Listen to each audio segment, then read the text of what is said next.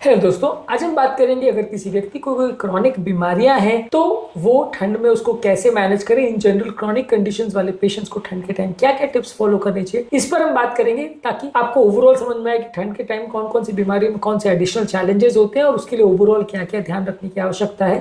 ये सारी चीजों पर आज हम फोकस करेंगे। आज का टॉपिक है how to manage chronic problems in winter season. Topic पर जाने से पहले जो लोग हमारे चैनल पर नए हैं उन्हें रिक्वेस्ट करूंगा कि चैनल को सब्सक्राइब करें, वीडियो को लाइक करें, शेयर करें, फॉलो करें, कमेंट करें, पूरा देखें। टॉपिक इंपॉर्टेंट है, अंत तक देखिएगा। किसी भी और चैनल पे कंटेंट नहीं मिलेगा, इसलिए इसे अंत तक देखिएगा, शेयर भी करिएगा। चलिए शुरू करते हैं।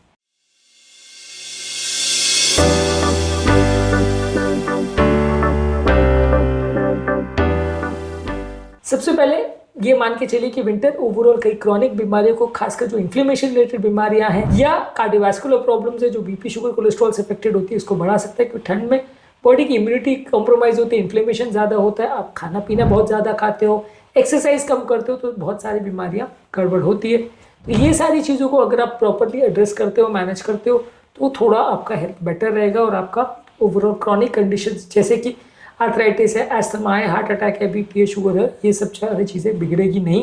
ये सारी बीमारियों के बारे में शॉर्ट में बात करेंगे कि ये कैसे बिगड़ती है और इसके लिए आप क्या कर सकते हो। सबसे पहले आर्थराइटिस और जॉइंट पेन्स के बारे में बात करेंगे। विंटर के टाइम रूमेटॉइड आर्थराइटिस, ऑस्टियोआर्थराइटिस जैसी प्रॉब्लम बढ़ सकती है क्योंकि जॉइंट्स ज्यादा स्टिफ हो जाते हैं, ज्यादा इन्फ्लेमेशन होता है, ज्यादा पेन होता है। इससे बचने के लिए आप बॉडी को गर्म रखने का प्रयास कर सकते हैं, ठंड का ज्यादा एक्सपोजर ना हो। इसके अलावा रेगुलर बेस पे एक्सरसाइज करिए, जैसे वॉकिंग, रनिंग, स्विमिंग, जॉगिंग। ये सारी चीजें आपकी ओवरऑल मसल की स्टिफनेस को कम करेगी, जिससे मसल की फ्लेक्सिबिलिटी बेटर होगी और पेन कम होगा। इसके अलावा यदि आपको पेन हो रहा है तो थोड़ा हीट थेरेपी का प्रयोग कर सकते हैं। पेन के लिए कुछ टॉपिकल ऑइंटमेंट्स या मेडिसिन का प्रयोग कर सकते हैं, ये आपके पेन को कम करेगा। इसके अलावा आप कोशिश करिए कि अपने घर को विंटर प्रूफ रखिए। जितना ज़्यादा कंपेरेटिवली आपके घर पे थोड़ा गर्म वातावरण रहेगा, अच्छा रहेगा। इसके अलावा ठंड में लोग गिर के स्लिप होकर इंजरीज भी होने का चांस ज़्यादा रहता है, तो इस तरह का स्लिप प्रूफ मटेरियल या रग्स या मैट्स का प्रयोग करें जो आपके जॉइंट पेन्स और आर्थराइटिस के प्रॉब्लम के लिए बेटर रहेगा। इसके अलावा एस्थमा और रेस्पिरेटरी कंडीशंस जो कि ठंड के टाइम पे ज़्यादा होती है, ये भी बॉडी के इन्फ्लेमेशन से रिलेटेड होती है, ये भी एक इंपॉर्टेंट इशू होता है। ठंड के टाइम पे बहुत ज़्यादा बाहर मत निकलिए, बाहर निकल रहे तो स्कार्फ या मास्क का प्रयोग करिए। इसके अलावा बाहर के पोल्यूटेंट से अगर आपका एक्सपोजर हो रहा है, एटमॉस्फेरिक पोल्यूटेंट्स बहुत ज़्यादा ठंड में बढ़ जाते हैं, तो उससे खुद को प्रोटेक्ट करिए, मास्क पहनिए। बाहर के ट्रिगर से खुद को बचाने का प्रयास करिए, घर पे एयर प्यूरिफायर का प्रयोग करके घर को क्लीन रखने का प्रयास करिए। और इसके अलावा एस्थमा की जो मेडिसिन आपको प्रिस्क्राइब की जाती है उसके डोजेस को बढ़ा सकते हैं, उसको प्रॉपर्ली मैनेज कर सकते हैं। एस्थमा से रिलेटेड इश्यूज को कैसे एड्रेस करें ये ऑलरेडी हमने पूरे वीडियोस में डिस्कस किया है ठंड के टाइम, इसको चेकआउट कर लीजिएगा। इसके अलावा ठंड के टाइम कार्डियोवास्कुलर प्रॉब्लम जैसे बीपी, शुगर, कोलेस्ट्रॉल ज़्यादा बढ़ जाता है।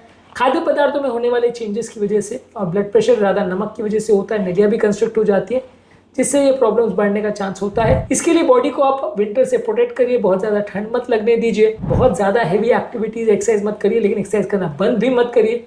बीपी, शुगर, कोलेस्ट्रॉल को रेगुलर बेस पे मॉनिटर करते रहिए, अपनी दवा को प्रॉपर्ली एडजस्ट करिए और घर पर एक्टिव रहने का प्रयास करिए, जिससे आपके ओवरऑल फिजिकल फिटनेस मेंटेन रहे और ओवरऑल आपकी बॉडी बीमारी से ग्रसित ना हो। जहाँ तक सवाल है डायबिटीज़ का, ठंड के टाइम डायबिटीज़ भी ज़्यादा होने का चांस रहता है। ठंड के टाइम हमारा ब्लड शुगर कॉम्प्रोमाइज़ हो जाता है, हम बहुत ज़्यादा मात्रा में मीठी चीज़ें ज़्यादा खाते हैं, ये हमारे ब्लड शुगर को कॉम्प्रोमाइज़ कर सकता है। इसके लिए आप अपनी डाइट को ठंड में प्रॉपर मॉनिटर करिए, रेगुलर एक्सरसाइज करिए, रेगुलर एक्टिविटी रखिए, मॉनिटर करते रहिए ब्लड शुगर को। बहुत ज़्यादा मात्रा में मीठी चीज़ें या शुगर वाली चीज़ें ज़्यादा मत खाइए, प्रोटीन्स वाली चीज़ें ज़्यादा खाइए, वेजिटेबल सूप्स ये सब ज़्यादा खाइए, फ्रूट जूसेस को अवॉइड करिए, फ्रूट्स थोड़ा ले सकते हैं, सब्जियाँ ज़्यादा ले सकते हैं, फास्टिंग वाली चीज़ें कर सकते हैं जो आपके डायबिटीज़ को कंट्रोल करती है और बॉडी को इन्फेक्शन से बचाइए। कई तरह के इन्फेक्शन जो है वो बॉडी के शुगर कंट्रोल्स को कॉम्प्रोमाइज़ कर सकते हैं, इसलिए इन्फेक्शन से बॉडी को बचाइए। इसके अलावा अगर किसी व्यक्ति को क्रॉनिक पेन या आर्थराइटिस या फाइब्रोमाइल्जिया जैसी प्रॉब्लम है तो ठंड में ज़्यादा बढ़ जाता है, तो ठंड में बॉडी को थोड़ा गर्म रखने का प्रयास करिए। जितना ज़्यादा ठंड का एक्सपोजर होगा उतना ही प्रॉब्लम बढ़ेगी। रेगुलर बेस पे एक्सरसाइज करते रहिए, वॉकिंग, स्ट्रेचिंग, योगा, ये सारी चीज़ें करने से मसल पेन और स्टिफनेस का प्रॉब्लम कंपेरेटिवली कम होगा। यदि पेन हो रहा है तो पेन को कम करने के लिए हीट थेरेपी या फिजियोथेरेपी का प्रयोग करिए, ये आपके पेन को कम कर सकता है। इसके अलावा कुछ पेन मेडिसिन का भी प्रयोग कर सकते हैं। इसके अलावा yoga, meditation, deep breathing exercise करके मानसिक तनाव को भी कम रखिए, इससे भी आपका बॉडी का पेन और फाइब्रोमाइल्जिया जैसी प्रॉब्लम्स कम होगी। ठंड के टाइम आप घर पे अक्सर बंद रहते हो, इससे कोई डिप्रेशन या एंग्जाइटी जैसी प्रॉब्लम है तो वो भी बढ़ जाता है। इसको सीजनल इफेक्टिव डिसऑर्डर बोलते हैं, जो कि ठंड के टाइम ज़्यादा देखने को मिलता है।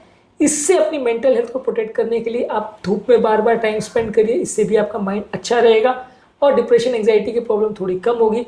सोसाइटी में लोगों के साथ टाइम स्पेंड करिए, लोगों के साथ बात करिए, डिस्कशंस करिए, इससे आपका माइंड थोड़ा खुलेगा और थोड़ा सा आपको डिप्रेशन कम होगा। इसके अलावा रेगुलर बेस पे एक्सरसाइज भी करिए, 7 से 9 घंटे की नींद भी रखिए।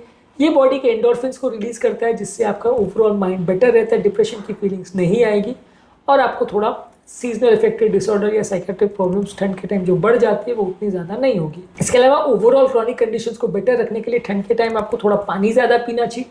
अक्सर ज़्यादा प्यास नहीं लगने की वजह से लोग पानी कम पीते हैं, जिससे आपकी कई बीमारियां बढ़ जाती है, तो पानी ज़्यादा लीजिए। हेल्दी लाइफस्टाइल मेंटेन करिए, डेली एक्सरसाइज करिए, बैलेंस डाइट लीजिए जिसमें हेल्दी फूड पोर्शंस को ज़्यादा लीजिए, अनहेल्दी चीज़ों को कंपैरेटिवली कम रखिए। रेगुलर हेल्थ मॉनिटरिंग करते रहिए, अपनी बॉडी को प्रॉपर ध्यान रखिए, फिटनेस का प्रॉपर ध्यान रखिए। घर पर अगर टाइम स्पेंड कर भी रहो तो कोई व्यसन नहीं होना चाहिए। हेल्दी चीज़ों और हेल्दी फ्रूट्स या हेल्दी जूसेस या हेल्दी ड्रिंक्स को ज़्यादा लीजिए। अनहेल्दी अल्कोहल या बेवरेजेस को अवॉइड करिए, हेल्दी फूड प्रोडक्ट को ज़्यादा लीजिए। ये सारी चीज़ें करने से आपका विंटर के टाइम ज़्यादातर बीमारियों का बढ़ने का चांस कम हो जाएगा। स्पेसिफिक बीमारियों के लिए क्या क्या कर सकते हैं और क्या क्या नहीं करना चाहिए, इस पर हमने ऑलरेडी अलग अलग वीडियोस किए हैं। कौन कौन सी सिस्टम में प्रॉब्लम्स आ सकती है, जैसे पेट की प्रॉब्लम, किडनी का प्रॉब्लम, ब्रेन का प्रॉब्लम, लंग्स का प्रॉब्लम, ये सारे हमने अलग अलग वीडियोस में एड्रेस किया है। इनको जरूर चेकआउट करें। टॉपिक एंड करने से पहले जो लोग हमारे चैनल पर नए हैं उन्हें रिक्वेस्ट करूँगा कि चैनल को सब्सक्राइब करें, वीडियो को लाइक करें, शेयर करें, फॉलो करें, कमेंट करें, पूरा